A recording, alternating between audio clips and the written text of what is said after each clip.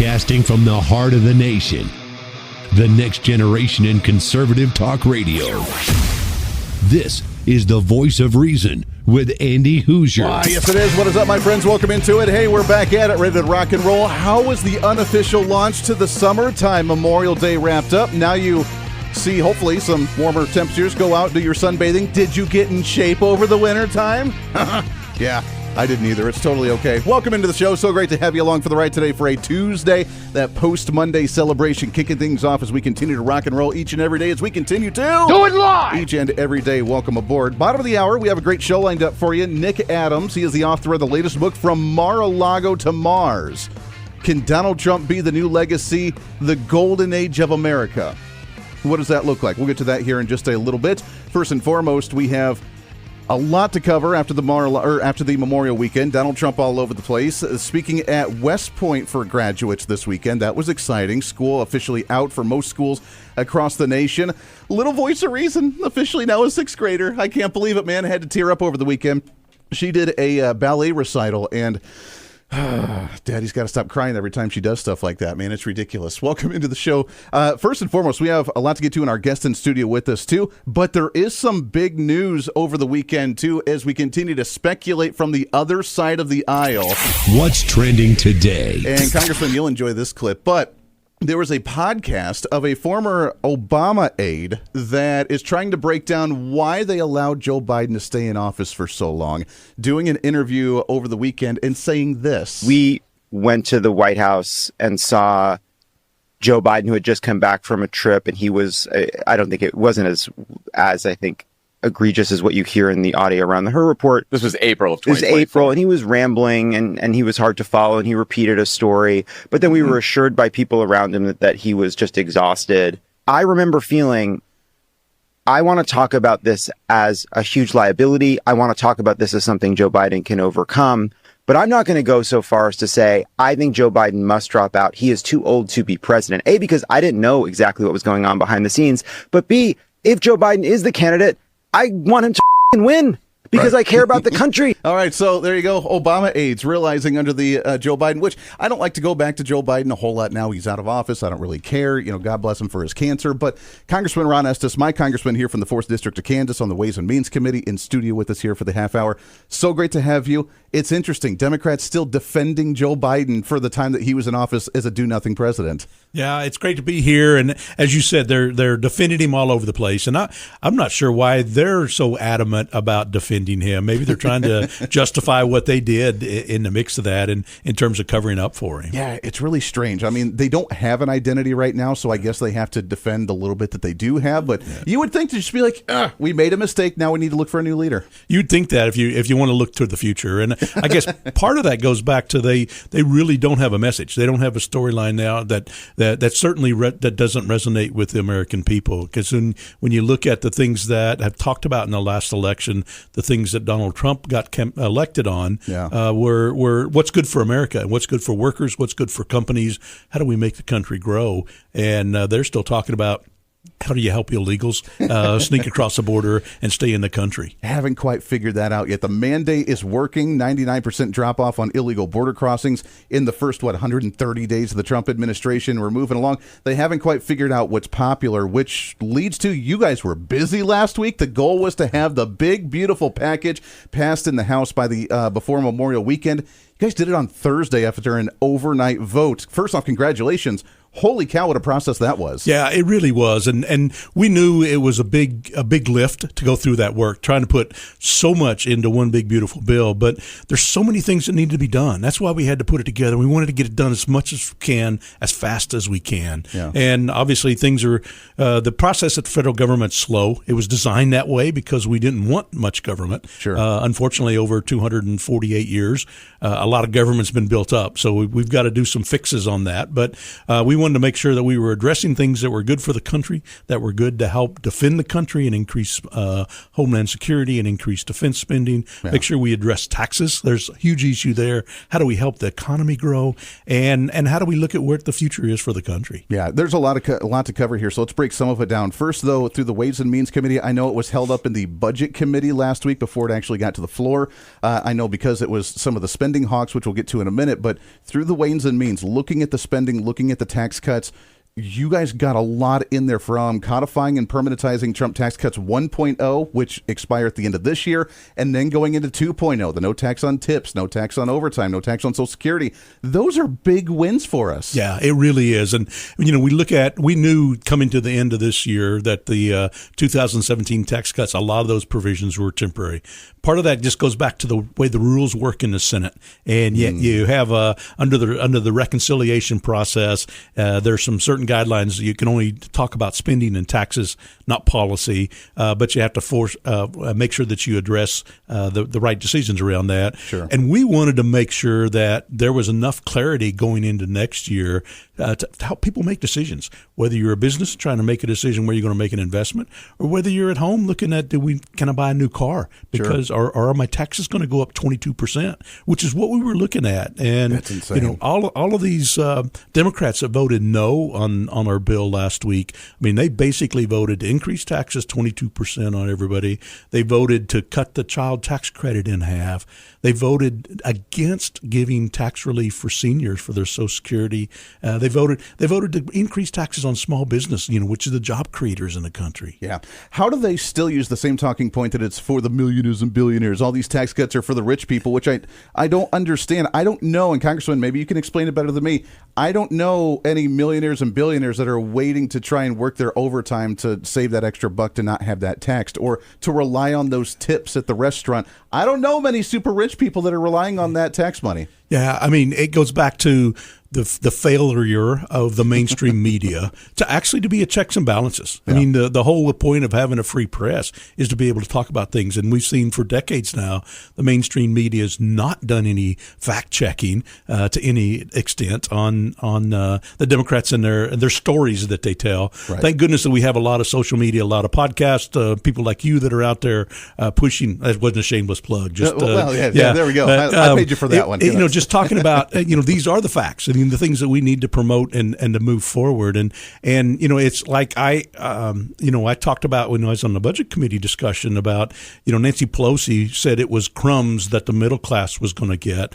And even the New York Times finally came out and said that's not true, right. That it's been a long sustained misinformation campaign and that the facts were that the middle class really did get tax cuts. Yeah. And so that's a piece that we need to have more of the truth that gets out there so that people understand. Well, common sense. If we're doing these cuts, Social Security recipients not having it taxed, which, by the way, it's already been taxed like 5 different times before they actually get that when they're on retirement. Why a millionaire and billionaire would be relying on that and worried about how much tax money is coming out of their Social Security is insane to me. Yeah. Why would you even use that talking point? Yeah, it's not because they want to scare people. They want to scare people that are on Social Security. They want to scare people on Medicaid. Because of the reconciliation rules, we couldn't say we're going to eliminate the taxes that are out there on Social Security because that had to be excluded under reconciliation. But what we did was we gave a deduction. We increased the deduction for seniors. So it more than offset what would have been the Social Security taxes. And it's a type of scare taxes that they use with Medicaid. Basically saying that there's going to be 14 million people thrown off Medicaid, which is what CBO used in their estimate. Right. Which we can talk about how bad CBO's estimates are. But, in particular, if you look at the details, the people that are not going to be on Medicaid based on CBO's estimates were ones that would fail to re-sign up. Sure. So that was about 7.5, 8 million of the 14 million. Sure. The illegal aliens that were on Social Security right now, like they are on Medicaid that they weren't supposed to be. Yeah. I'm talking about able-bodied adult men that make more than minimum wage. Right. That they should at least be looking for a job and not depending on Social Security and a handout from other Americans who are working. What a concept. Yeah, work requirements, which, by the way, you guys did bump up during those negotiations to go into effect at the end of next year, if that's the way it stays after it goes through both chambers, which we'll get to in a minute. At the same time, looking at the other side, economic growth. One of the, I guess, tax breaks that we had that Trump wanted was the writing off of interest if you buy an American vehicle. Little things like that, saving that little bit of money, writing it off on your taxes, allowing us to reinvest into the economy. That's going to show some GDP growth on a pretty quick turnaround, isn't it? It really will. I mean, President Trump, in his first term and during the campaign and now in his second term, is advocating for American businesses and American workers. And so making sure that we have things going forward doing that and actually pushing back on some tax provisions and policy provisions that actually work against American businesses. Like, the Biden administration and Secretary Yellen went out and made this international tax deal where foreign countries could come in and tax U.S. businesses for their operations in the U.S. if they didn't think they were paying enough taxes. Of course, yeah. What a concept, yeah. The other side, they don't really care. It seems like they really don't like to focus on what we're doing here to benefit us, which is what Trump's really trying to change with some of these foreign policy deals, right? Yeah, it really is. And when you look at, the world wants a strong America. When I talk with people from other countries, they want us to be a leadership role to help guide that, because they don't get it in their own government, or the folks in their government are fewer than the majority in terms of making the policies for their government policies, and yet they want us to be a leader in that process. And President Trump's shown that if you stand up and you be strong, America's stronger, America's in a better place. People have more sense of security. They know that the economy is going to be better. We know that there's going to be fewer wars. When you saw that, already seeing that. Yeah, that's right. There wasn't an invasion of Ukraine when President Trump was in office. There was an invasion of Israel when President Trump was in office, and we were enforcing the laws to help keep people from crossing the border illegally. That's what it's about. We're talking with Congressman Ron Estes. He's my congressman here in the 4th District of Kansas. Let's talk about the spending cut side. $5 trillion in tax cuts, which is what we're seeing in this, which is awesome. To compensate for that, obviously we need to do some cuts on the other side of the aisle. Obviously nowhere near what we need to, but did we at least go on the right direction, go down the right road to start doing government cuts right now? Yeah, we really did. One of the things, again, going back to the Senate rules around reconciliation, is you can only address mandatory spending programs, which covers a lot of gauntlet. Actually, 70% of the spending on any given year, I don't vote on. Yeah, it's all mandatory spending. It happens automatically. Yeah. It's called mandatory. I usually call it automatic because it's either set up of Social Security or Medicaid, which people pay into. We're not paying enough into those for the amounts being pulled out based on longevity in life. Yeah. But Medicaid, food stamps, all the TANF, temporary assistance for needy families, and other programs, and now interest on the debt is the third highest cost in the federal government. It's more than defense, right after Social Security and Medicare.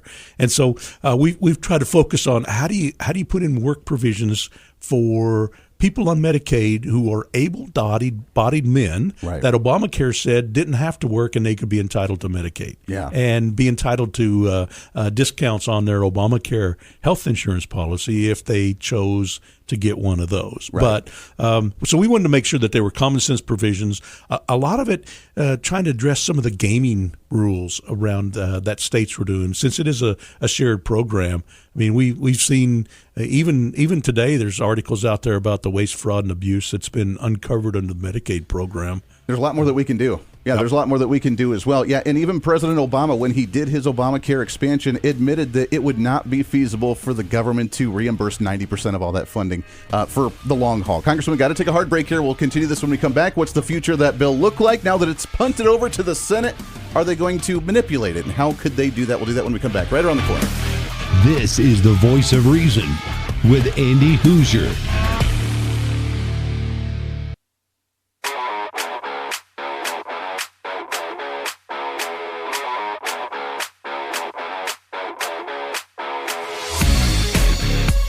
When reason meets radio. This is the voice of reason with Andy Hoosier. Why, yes, it is. What's up? Welcome back into it. Good post-up Monday. Getting back into the groove after your Memorial weekend. Hopefully you had a wonderful one. We're hanging out with Congressman Ron Estes, my congressman here in the 4th District of Kansas, in studio with us here for another segment. We could talk about this for another hour or two at least with how much is in this bill, which is really exciting. Let's talk about the spending versus the tax cut side. Obviously, we did $5 trillion-ish in tax incentives, which is awesome. I mean, I want my money back in my pocket. That's good news. Obviously, that's going to take a hit, at least in the short term, for tax revenue at the federal level. Some of the fiscal hawks, the Thomas Massie in the House, Rand Paul in the Senate, I love what they do. I respect the hell out of them. But, they're saying, well, no, because we didn't do $5 trillion worth of cuts, they're not going to support the bill. Not realizing there's a long-term investment here, right? I mean, if we have more money in our pocket, the GDP is going to grow a lot faster to hopefully get up and actually keep up with the debt that we're accruing right now, right? Yeah. When we were looking at the bill, we were looking at tax cuts to make sure the economy grew, and that we were focusing on that in terms of having good provisions to do that. Also looking at how can we cut some of the mandatory spending, and particularly cut the growth in the mandatory spending, which is so tough. You're never allowed to touch that. And that's tough to do, particularly in under reconciliation, because you can only address spending and tax aspects. You can't necessarily change policy through that. And then the other thing we want to look at is how do we make sure the economy keeps growing? Because we know that a 1% growth in the economy generates $3 trillion more in tax revenue over a 10-year window. Wow. And so when we were looking at how do we make sure we address these provisions on the tax side that helps the economy grow, we saw that after President Trump came into office and we passed TCJA, we saw the economy take off after 2017, and we saw wages go up, we saw tax revenue go up. CBO originally scored it as if it was going to be $1.5 trillion less in tax revenue, and actually over the 10-year window. Right. And by end of 2024, we'd actually made all that up in terms of tax revenue. That's so awesome. that those provisions don't hold, but it's very important that we make sure we had that economic growth to address, and that was part of our factoring in terms of looking at that. And you want to make sure you have that good policy so people can have jobs and help us make America stronger through that. Sure. If you look at just statistics, and I'm kind of a numbers guy, is that traditionally we've had 17 to 18% of GDP come in as tax revenue. Now we're up to 24% on the spending side. Wow. Yeah. So, that's what's really out of line. And I'd rather make sure we had a higher GDP, which means that 17 to 18% is a higher dollar amount that comes into the Treasury. That's right. And, you can look at a lot of statistics. They talk a lot, you mentioned earlier, about the 1% and the millionaires and billionaires getting a tax cut. Well, after TCJA, the top 1% are paying 46% of the tax revenue. Back during the Carter administration, when tax rates were highest end was 70%, the top 1% paid only 19%. Wow. Of the tax revenue. So by actually making the economy grow, we've actually made it so that the wealthier do pay more into tax revenue. They're paying almost half of it. That's right. They're paying almost half of it right now, which is, I think, a completely unfair imbalance, but they still say they're not paying enough of their taxes, which is insane. Congressman, we got about 30 seconds left here. Your thoughts now that it's in the Senate. How much are they going to manipulate this, and do you see it coming back to the House side? I expect that the Senate will modify it some. I mean, that's kind of why they're there. They're thinking of their ideas. There's a few things they could do to make it better in terms of some of the provisions we didn't get permanent because of the way we'd structured the bill in the House. So they could make it better. They could make it better, wow. And hopefully they do make it better and not make it worse. We've got so many things we've got to make sure that it's a good bill. We make sure that it passes by middle of summer. 4th of July would be a great time to have it done. 4th of July right now, isn't it? That'd be great to have that for America. Yeah. That would be a great way to celebrate going into the Independence Day, is this big, beautiful package for President Donald Trump, the mandate that he wanted, and the big goals. We're so close. We have some work to do. Hopefully the Senate can get theirs through. Congressman, we always appreciate it, my friend. It's always good to see you here in studio. Keep up the fight. Let's get you back on and do it again soon. Great. Thank you, Andy. Always a pleasure. All right, we got a lot more to get to here on a Tuesday for The Voice of Reason. Stay right here. This is The Voice of Reason with Andy Hoosier.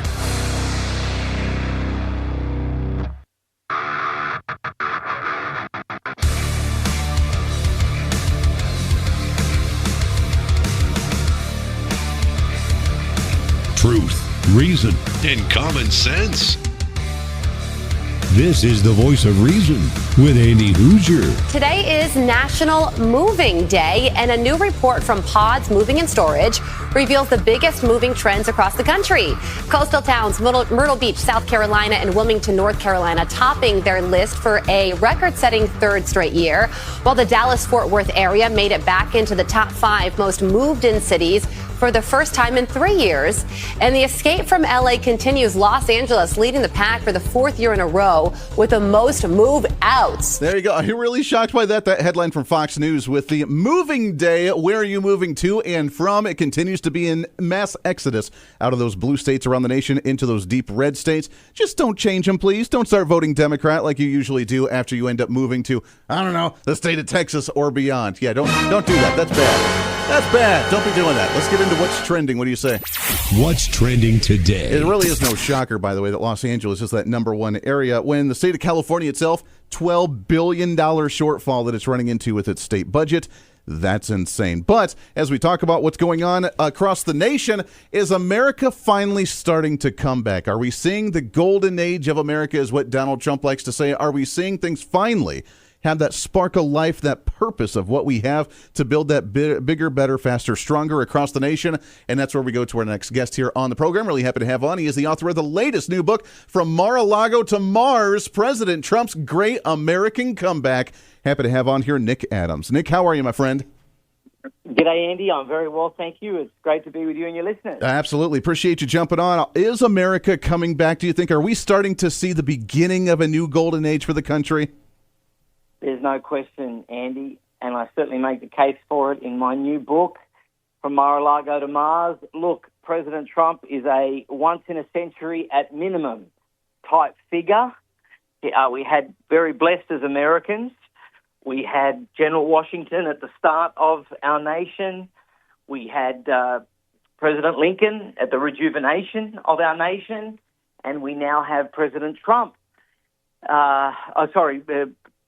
President Lincoln at the rebirth of our nation, and we now have President Trump at the rejuvenation of our country. So we are very lucky, Andy, and I do think that we are headed in a fabulous direction. I think President Trump has ended this globalist nightmare that we have been having to live for so long. He is somebody that is the peace president. We're not going to be dragged into any of these wars anymore. I think that he's someone who is fundamentally transforming, to quote an earlier president, the place in a really profound and good way that will set us up for the latter part of the 21st century and the 22nd century. It's really exciting. We haven't seen this much enthusiasm and optimism in a very long time. Why did you think that we lose it? Is it just because of complacency? Did we just not care? Did we try the social experiment of the progressive big government totalitarian way and it didn't work? But what was the reason we went down that dark hole? And what do you think made that spark to say, you know what, maybe we should go the other way here? Andy, it's a great question. Look, I think that Americans certainly have decided to once more strive for excellence as opposed to mediocrity.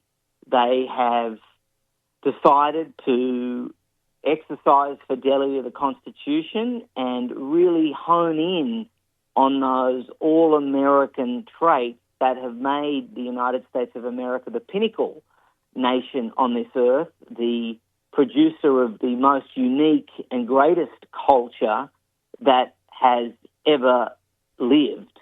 Yeah. And President Trump, I think, is the embodiment of that, and people just kind of feel that instinctively. And they know that what they've kind of experienced since President Reagan has really been a malaise, although parts of that time economically may have been great. Obviously, we in the 90s, with the internet and the Cold War had finished, a lot of people kind of felt that America was at her zenith. But I think now that we have Donald Trump in there, I think we're going to get back to manufacturing. I think we're going to get back to innovation. I think we're going to get back to all of the things that really have made America great. He's a bit like McKinley. He's a bit like Franklin in terms of the innovation. all of that kind of stuff. You know, I mean, you think about it. Just a few years ago, the space shuttle, the ignominious grounding of the space shuttle, kind of signaled that America was kind of, you know, not really alive that much. Yeah. And now we have a potential Mars shot, which would be the ultimate manifest destiny for America, the ultimate dominance. Yeah. Could you imagine, and the synchronicities I think are hilarious and really cool, with Donald Trump's uncle working with Nikola Tesla back in the day after Nikola Tesla had passed away, being the guy to come in and see what was working, what wasn't working. Now with Donald Trump working with Elon Musk, the owner of a Tesla company that wants to take us to Mars. I mean, it seems like the Trump family's been involved in a lot of stuff for a long time. And could you imagine that the Trump administration begins our mission to Mars to create civilization, which is what Elon Musk wants to do? That would be such an incredible feat for us. Andy, it would be unbelievable. And if you don't believe in God, or you're not a spiritual person, when you really look at the stuff that you were just alluding to, it really does make you think that God is looking after America. God is protecting Donald Trump, and we certainly saw that last year when Providence intervened to help our favorite president to literally dodge a bullet. Yeah. Look, I think that the future is bright for the United States. And you know, in my book, From Mar-a-Lago to Mars, Andy, I really kind of go back to those darkest days. I mean, I was with President Trump from day one, the 16th of June, 2015. And I was with him when no one thought he would win, and I was with him when everyone thought he wouldn't win again. Wow. The whole time. Sure. And I'm really kind of honored to have played a small role in the greatest political comeback ever. But the thing with President Trump is those really dark days there in early 2021. You know, this is a man that knew that they were going to try and bankrupt him. He'd already been censored. He'd already been deplatformed. His First Amendment right had totally been taken away, which is just mind-blowing. Yeah. But in those darkest days, you know, he never, ever, not even once, Andy, thought about surrendering. Never compromised an inch.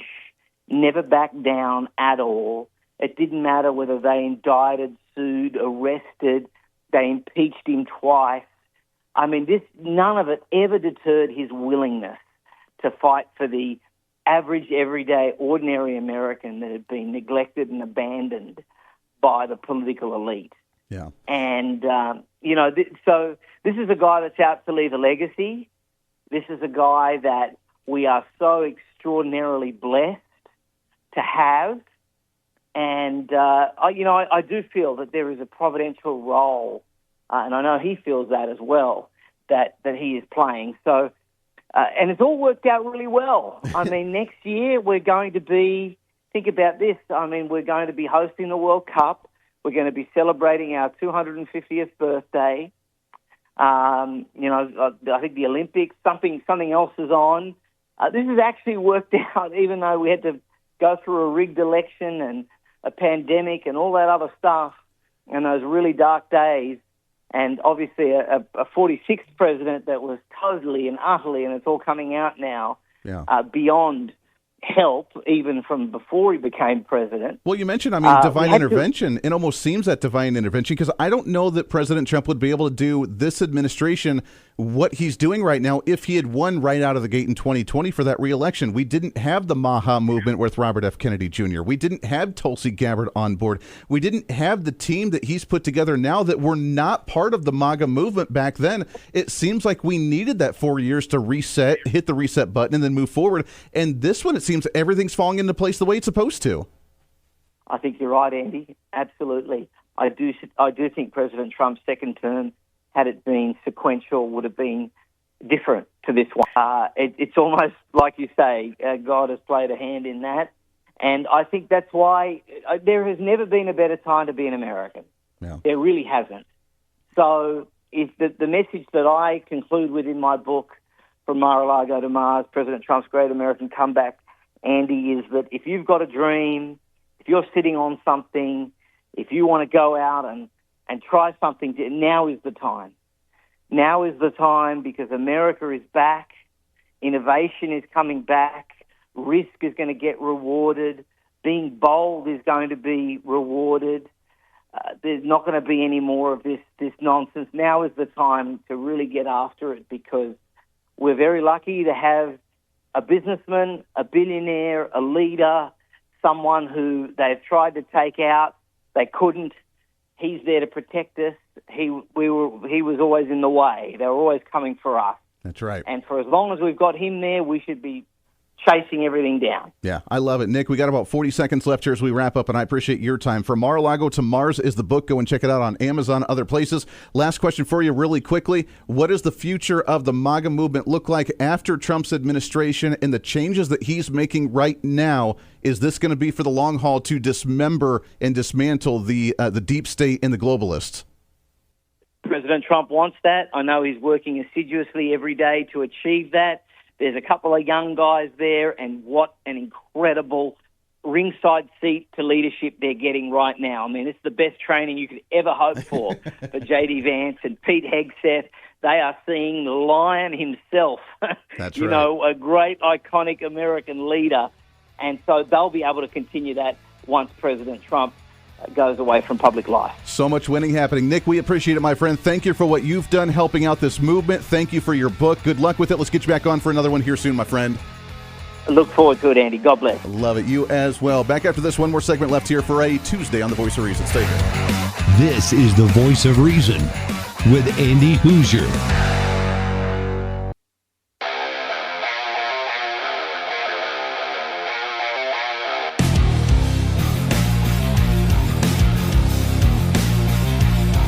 America's safe space for common sense. This is The Voice of Reason with Andy Hoosier. Yeah, welcome back into it. Talk about hitting the ground running for a Tuesday after your holiday. We're back at it. Thanks again to Congressman Estes. There were so many more questions. I wanted to talk with him at the top of the hour, 4th District of Kansas. My congressman, great friend. We always love and appreciate him very much in everything that he does. Also, Nick Adams, we thank him for coming on the show as well. From Mar-a-Lago to Mars. Man, I love that title, and I really, really, really want to see us start a settlement on Mars. How cool would that be? I think I've told you this on the air before. Back in the day when they started the Mars One project, and this was 2010, I believe. No, 2012. Regardless, I was in Colorado Springs at the time. Mrs. Voice of Reason and I were just about to get married. I had applied for the Mars One project, which was a one-stop ship to Mars to try and start civilization there. I applied for it. I was ready to go that one-way trip to Mars, baby. I guess I'll just have to broadcast up there. So if you are up in Mars, then you can stream us and go to our website at HoosierReason.com. See what I did there? See what I did there? All right. There were so many questions that we want to ask on both of these fronts. The big, beautiful package that's going through, I wanted to ask it, but it almost seems like, and we'll reconfirm with the congressman next time we chat with him, about DOGE cuts. DOGE obviously has been presenting a lot of different cuts, canceling contracts, doing what they can to save us a buttload of money, and we haven't codified or permanentized those within any bills as well. It sounds like, though, you're not able to do that in a reconciliation bill, and we need right now a reconciliation bill in order to get it through the Senate without the 60-vote supermajority with the filibuster. So that's going to have to be a second bill. Now, that's not to say that we shouldn't be working on it. We shouldn't be ramming through these bills, and Republicans shouldn't get on board to make those happen, to codify those DOGE cuts, but they cannot be in the reconciliation bill themselves. So that being said, we still have some work to do. Right now, we've passed, 4 or 5 bills out of Congress and to the president's desk to actually sign. The rest have been executive orders. The Biden administration, way better at getting things done. Why? Because Democrats are unified in most of what they do. So we have some work on that front. That being said, there is some breaking news and some big information going on today I don't want to miss. What's trending today? And this is coming from, you knew I'd cover it. Of course we had to, because we like to talk about this on the program a lot. The MAGA movement, the Make America Healthy Again, Robert F. Kennedy Jr., over the Memorial Day weekend, making this announcement that COVID vaccines for healthy individuals going away, baby. And I'm here today with NIH Director Dr. Jay Bhattacharya and FDA Commissioner Dr. Marty McCary. I couldn't be more pleased to announce that as of today, the COVID vaccine for healthy children and healthy pregnant women has been removed from the CDC recommended immunization schedule. Last year, the Biden administration urged healthy children to get yet another COVID shot despite the lack of any clinical data to support the repeat booster strategy in children. That ends today. It's common sense and it's good science. All right, so that was the other doctor that was there with RFK Jr. So well done. That's a big victory for us. Now, hold on. Before you start chanting and getting way too excited about ending this as a mandatory vaccine for healthy individuals and young children, which is insane because healthy individuals and young children have like a 0.0001% of it actually having any impact on them at all. So I don't know why it was mandatory for them. So that's ended through the CDC, which is good news. Coincidentally, the same time we end it is a story that popped up from the New York Post today. A new highly infectious COVID strain from China has led to a massive spike in hospitalizations in China and is now spread and has been confirmed in the United States. Say what? No, this is not an old story from 2021. No, this is not an old story from 2022. Highly and new infectious COVID-19 strain that has led to spikes of hospitalizations in China has been detected in the U.S. with cases now in New York City, according to the Center for Disease Control and Prevention. That as of today, May 27th of 2025. So now that we are getting rid of the mandatory COVID vaccines, coincidentally now all of a sudden, oh, look at that, there's new COVID cases and they're more contagious and they're going to spread and they're putting people in hospitals. So begins all over again. You know, progressives, while they are smart in their own way because they like to browbeat and use the fear tactics and paranoia and fear in politics to try and scare people into their whims, you would think they would try new tactics as opposed to just refreshing the old ones and trying them a second time. I mean, I take that back. That's wrong because all they did during the election was call Donald Trump a fascist and a Nazi and a tyrant and an authoritarian and everything else under the sun. It didn't work, but they tried it because they had nothing else left. I guess if Donald Trump's winning too much and the economy's doing too well, you can't make Republican policies look good, so you have to find a way to dismantle it and destroy it, and that's what they're doing right now. A new COVID strain. Get ready for those headlines coming out soon. Oh, joy. Back after this tomorrow for a middle of the week Voice of Reason. Have a good one. We'll see you on the radio. Bye.